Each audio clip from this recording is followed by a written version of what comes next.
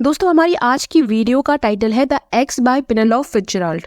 इस स्टोरी में कुछ लोग होते हैं जिन्हें उनके काम से निकाल दिया जाता है।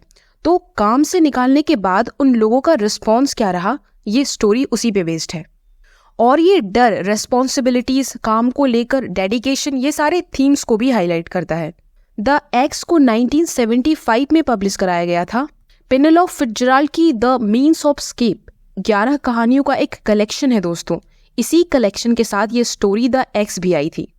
ये स्टोरी द एक्स एक रिपोर्ट के फॉर्म में लिखी गई थी। अब हम इस स्टोरी के मेन कैरेक्टर्स को देखते हैं। तो पहले है अनआइडेंटिफाइड नैरेटर। ये अनआइडेंटिफाइड नैरेटर एक मैनेजर हैं जो इस रिपोर्ट को लिख रहे हैं और इन्हें ये टास्क दी गई है कि इन्हें कुछ स्टाफ्स को निकालना है रिसोर्स को बचाने के लिए।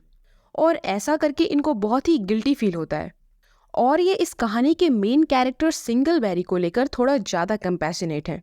इस कहानी के दूसरे मेन कैरेक्टर हैं सिंगलबेरी। ये एक तरीके के रिग्रेटफुल और नकचढ़े किस्म के इंसान है दोस्तों। और ऐसा लगता है जैसे कि इनकी ज़िंदगी में काम के अलावा और कुछ भी नहीं।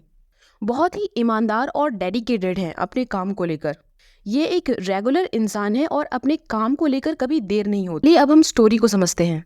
तो जैसा कि हमने डिस्कस किया कि हमारे स्टोरी के नैरेटर को ये काम दिया जाता है कि उन्हें कुछ लोगों को काम से निकालना है और ऐसा करके इन्हें बिल्कुल भी अच्छा नहीं लगता।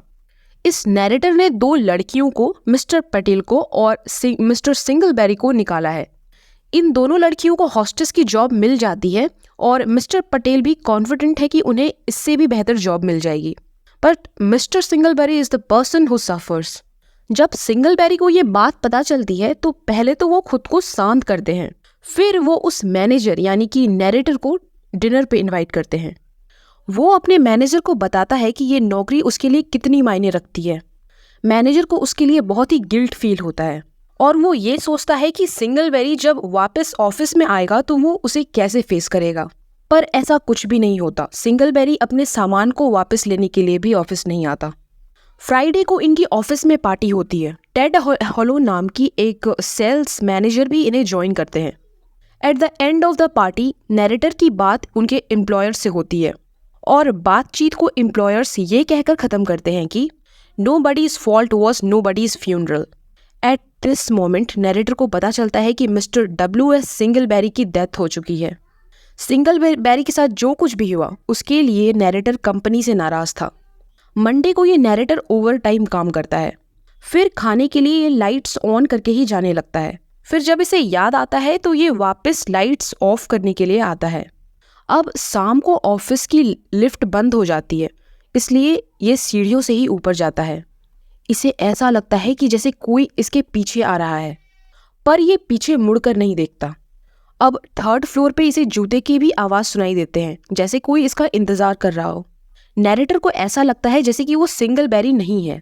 वो एक ब्लू सूट पहने है। सिंगलबेरी का कोई पार्ट है। उसका सिर इधर उधर घूम रहा है। नैरेटर को ऐसा लगता है जैसे कि वो नशे में है, पर उसे याद आता है कि सिंगलबेरी तो शराब पीता ही नहीं। जैसे ही वो लाइट्स ऑन करता है उसे पता चलता है कि उसका सिर घूम नहीं रहा, यह उसके कंधों से अलग हो चुका है।